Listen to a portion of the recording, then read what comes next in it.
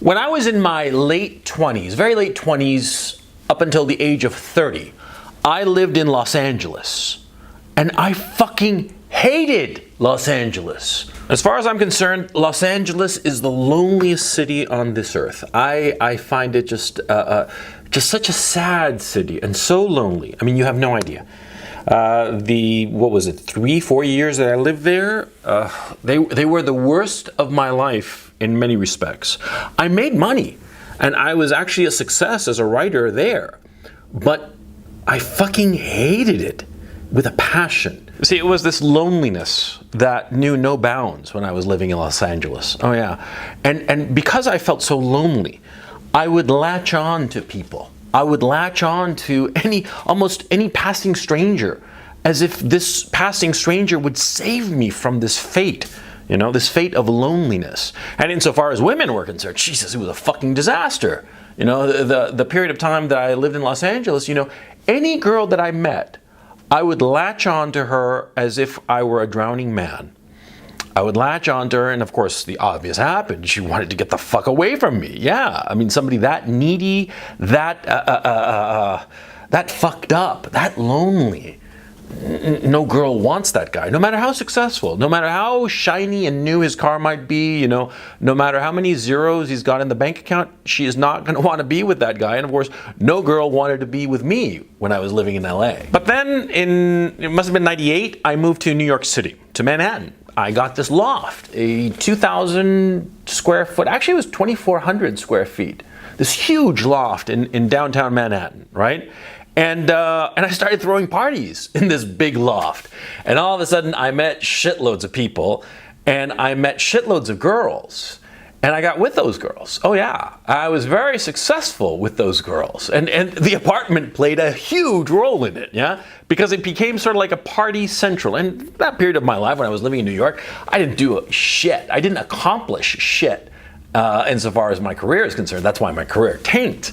But insofar as loneliness, well, that went away. I'll tell you that right now. It went away, but actually it didn't go away. It didn't go away at all.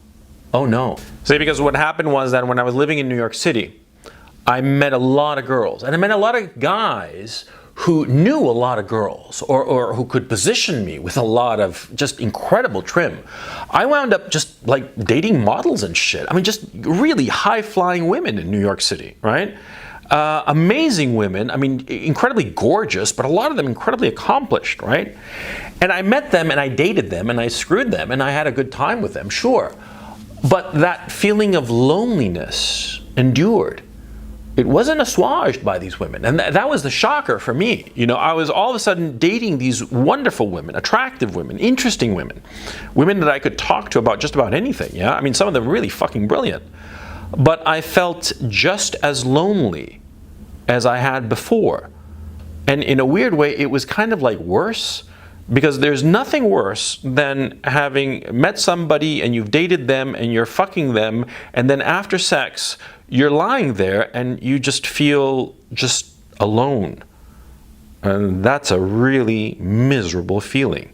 But that's how I felt a lot of times in New York City. I mean, just incredibly alone. Because there were these women around me, but they weren't, and they cared about me. I mean, some of these girls that I dated while I was living in New York City, I mean, they really cared about me, and they were really kind to me. They weren't bad girlfriends. On the contrary, they were wonderful women that any guy would be proud to be dating, but they did not assuage my feelings of loneliness. Yeah? And that was a fucking clue. Because see, like most people, I'd grown up with this notion that if I found the right girl, if I found just the right woman, I would no longer feel alone. I wouldn't feel lonely. I would feel complete. It was this vision, this myth that I'd been told, that I'd been taught, and it was a myth that I believed. And we see it all the time. We see it in all these movies about the manic pixie dream girl. You know that story. Yeah, she's the kind of girl who's like petite and beautiful and always smiling and always high energy, and she's just gonna come into your life and magically fix it, right? Magically fix it as if she were a manic pixie dream girl, spreading her little, sprinkling her little manic pixie dust on you to make you happy, right? She's in every fucking Cameron Crowe movie ever made, right? But see, that girl, it's not just that she doesn't exist, because she doesn't. It's that she can't do what she's been promised to you that she can do. She can't fix your life. No. No woman can fix your life. No woman can cure your loneliness. Oh no. You have to have cured your loneliness yourself before you can have any kind of serious relationship with a woman. Now, I'm going to do a separate video about how to cure loneliness, but insofar as women are concerned, and this myth that if you just found the right woman, your loneliness would be cured, I'm here to tell you from hard-earned experience here, no woman can cure your loneliness. And for you to try to latch on to a woman to cure your loneliness is only going to bring heartache to you, and in point of fact, it'll probably bring misery to both you and her, okay? Let me explain. See, I was telling you about my life in Los Angeles, right? I was living in Los Angeles and I felt incredibly lonely. Let's just say, for the sake of argument, and thank God this didn't happen, but suppose for the sake of argument that I had found some girl who wanted to have some sort of relationship with me, right? First of all, it would have been any girl, because at that point I felt so lonely that I could have dated a 500-pound neurotic schizophrenic and I would have been happy. I mean, that's how fucking lonely I felt living in Los Angeles, right? I mean, the bottom of the barrel would have been good enough for me. Yeah, that's how lonely and sad I felt at that time. I felt so lonely, so just heartbroken, that had a girl sort of like accepted my bumbling and awkward advances and my fucked upness, because the fact of the matter is I was fucked up because of a whole host of reasons that had sort of like accumulated in that period of my life. But suppose that some girl had sort of like taken me on, as it were, right?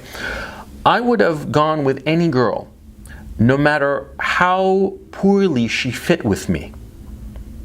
I would have married such a girl, no matter how incompatible we would have been. And that would have spelled doom now, wouldn't it? Oh yeah. Yeah, because you see, you can't just simply have a relationship with whomever is passing by. No, you have to have a relationship, especially a serious relationship, especially a relationship that could potentially lead to children, with a woman who is actually compatible with you. Compatible not merely in personality, but more importantly, in life goals. But when you are lonely, and you are under this myth that a woman will save you from this loneliness, you don't pay attention to those things.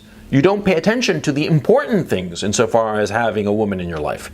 You pay attention to the fact that you have a woman and you're not so lonely, or at least you start to think to yourself that you're not so lonely. My experience in New York, where I was dating lots of girls and I still felt lonely, well, that clued me in that a woman cannot save you from loneliness. But when I was living in Los Angeles, I didn't know this. And so had some girl, paid any attention to me, and had she been fool enough to let me latch on to her and maybe even fucking marry her, I mean, I was that fucking desperate. I was that fucking crazy at that time, right? That fucking lonely. Had I married such a woman, it would have been a fucking disaster. Yeah. Because I would have married anybody, and what are the odds that somehow magically I find the right woman for me, huh? 1 in 3, 1 in 5, 1 in 100, 1 in 1,000, 1 in 1,000,000? Probably the odds would have been astronomical, and I would have latched on to some woman whom within a few months, not even a year, I would have realized, Jesus Christ, what the fuck did I do marrying this girl, huh? Yeah, because that's what happened when I moved to New York. I moved to New York in '98, and almost immediately I was dating some girl. And at first, in the first couple of weeks, it was great. But then after a while, I was like, I don't really like this girl very much. And why did I think that? Because I started meeting other girls. Yeah, because that first girl, I remember her clearly. Her name was Anne. I almost said her last name, but her name was Anne. And she was a model. She was a beautiful girl. She was a fucking disaster. I mean, I just did not like her at all. But the fact is, she was the first girl who had paid attention to me after the drought of Los Angeles. I'd moved to New York, I'd gotten my great place, and all of a sudden I'm dating this model. She was beautiful, gorgeous, right? Even though she was an awful person. And so I was like, holy cow, this is a wonderful thing. I thought in the first week. Yeah, but by the second week, I'd met some more people, some more girls. And by the third week, I was like, Jesus Christ, get this fucking bitch away from me. Oh yeah, because she was completely wrong for me. She was totally wrong for me. And actually breaking up with her was a little bit of a fucking nightmare, okay? Because she didn't want to break up, okay? She knew a sucker when she saw one. She wanted to latch on to me no matter what. And I wanted to get the fuck away from her. And well, the inevitable happened. A little scene happened. And it wasn't fun. But thank God it happened, yeah? More to the point, thank God it happened in New York and not LA. Because, like I said, when I'd been living in LA, I'd felt so lonely that if a girl like Anne had latched on to me in LA, and I hadn't met anybody else, of course, I would have said, well, this is as good as it gets, so I'm going to just lock her down and marry her. And it would have been a fucking nightmare. I mean, after 3 weeks, I couldn't stand Anne anymore, right?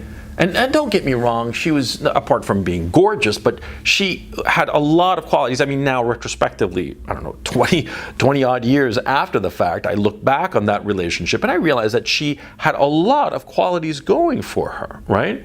She had a lot of things and she was no dummy, but just in terms of personality, in terms of vibe between us, it would not have worked, okay? And I realized also that she had certain screw-ups of her own. That's why she had latched on to me. And that's why when she latched on to me, she just really sunk her claws into me and did not want to let go when I decided to call a halt to it, not even a month into the fucking relationship. But you see my point, huh? Had I been in Los Angeles with this girl, I probably would have married her, to put it another way, in a way that might be suitable to you.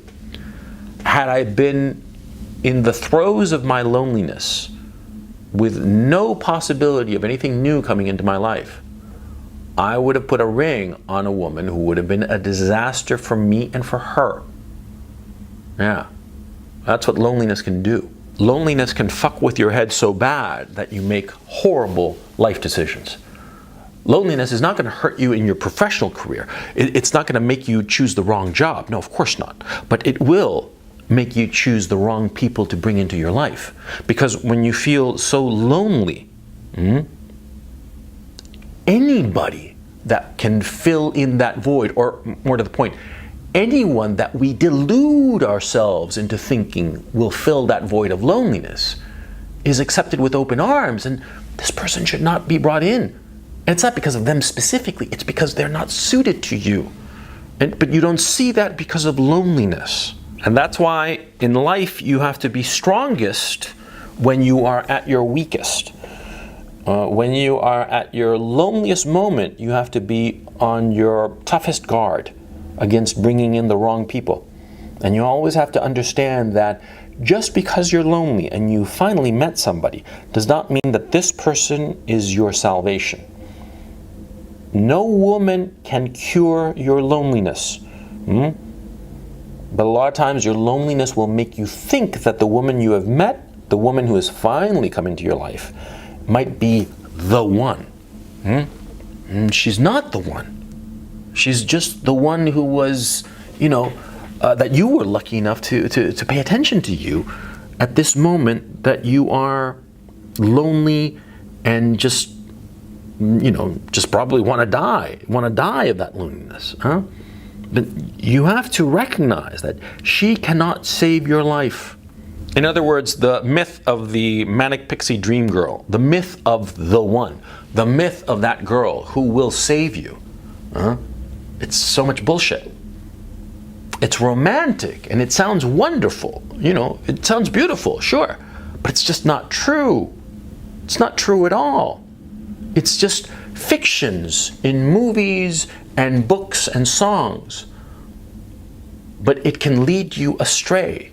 I've noticed something really funny. See, a lot of guys who are happily married, happily with somebody, with a woman, obviously, right? They think back on when they were, when they started dating this girl, or before they started dating her, right?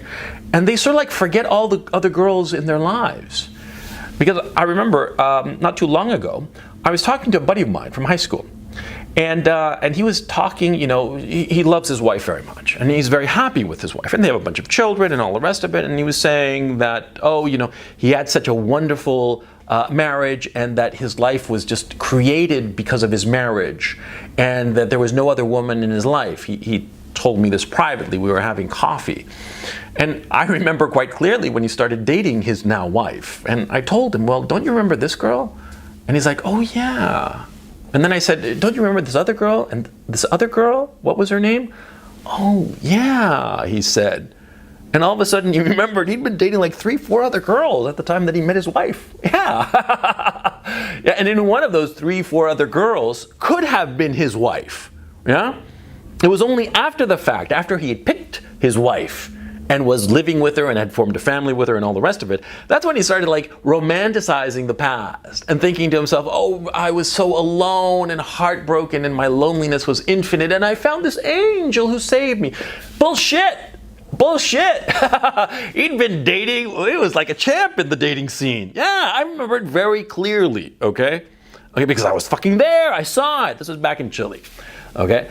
I saw what was going on in his life, right? The women he was dating, they were pretty hot and they were pretty good, and he picked the best one. Not the best one in terms of like the most attractive one or the smartest one or the this or that. No, the best one for him, which is the important point. Yeah, because you gotta pick the best one for you, not the one who's going to assuage your loneliness. Just because you're lonely and somebody passes by, don't latch on to them. I mean, hold on to them, sure, to assuage your loneliness, why not? Yeah? To get laid and have somebody, sure. But don't think that just because they're in your life, after a stretch of loneliness, that this woman can save you. Because no woman can save you from loneliness.